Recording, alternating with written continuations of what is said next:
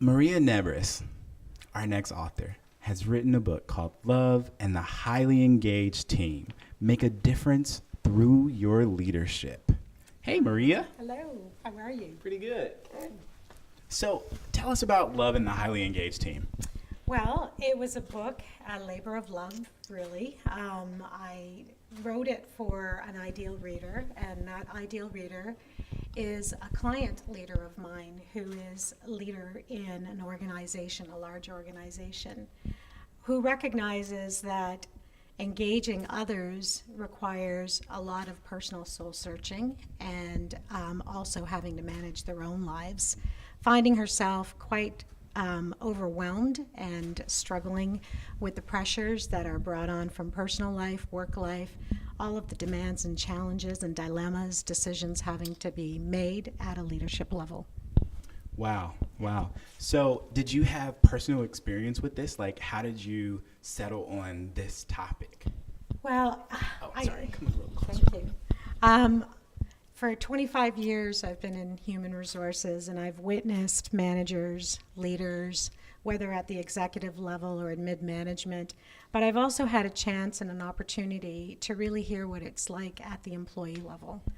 And the disconnect between the two, and yet in that disconnect, there is a commonality. People are people. And what I found that was totally inspiring was that we all struggle with the exact same thing when it comes to full engagement. And this word that may not necessarily have had a time in society, progressive society, called love, is now actually making its way in the workplace. And that was really what was motivating me to write this book, so that I had a message around my shared learnings and experiences that I would love to share with everyone when it comes to the force and power of love for high engagement. Wow. So love is for more than just relationships and family. Yes, absolutely.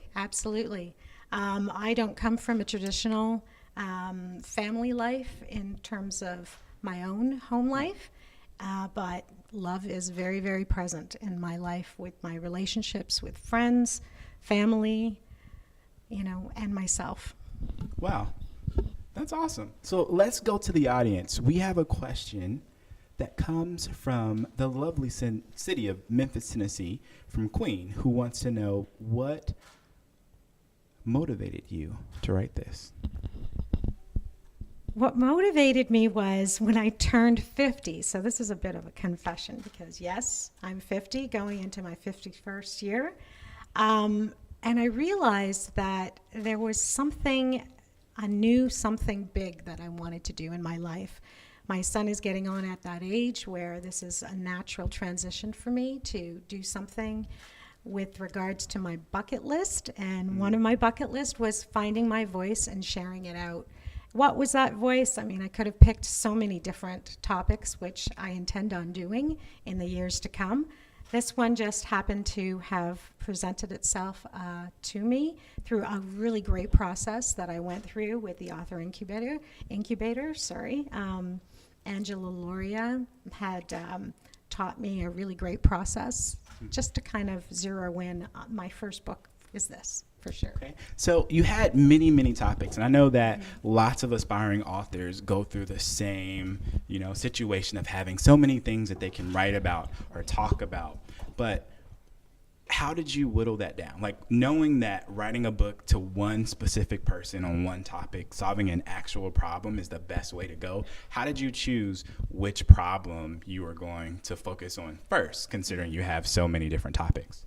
That's interesting. It wasn't really clear to me in the beginning, but as I went through my process of uncovering what it was that was speaking loud and clear to me from within, it was really my connection with certain clients that I have. I have a number of different clients, and because of the background that I have professionally, it just made so much sense that I connected with the leader, and this particular leader is also going through a lot of the things that I have gone through, and so I could relate with her.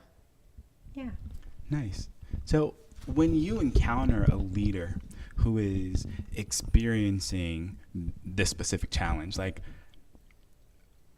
what do you recommend she do in order to move forward? How do you begin that process of getting through that challenge? It really boils down to the word transformation. So a personal transformation within the context of the workplace is something that has been dabbled to a lesser degree, a greater degree. The continuity of it and the regularity of it being put into the workplace for both leader and employee at the line staff level. A leader has a great potential and a great opportunity to model from the inside out through a transformative journey, and that is through the personal transformation. So, yeah. Wow. Thank you so much for being here. And again, the name of Maria's book is Love and the Highly Engaged Team. Congratulations, Thank you Maria. so much. Thank you.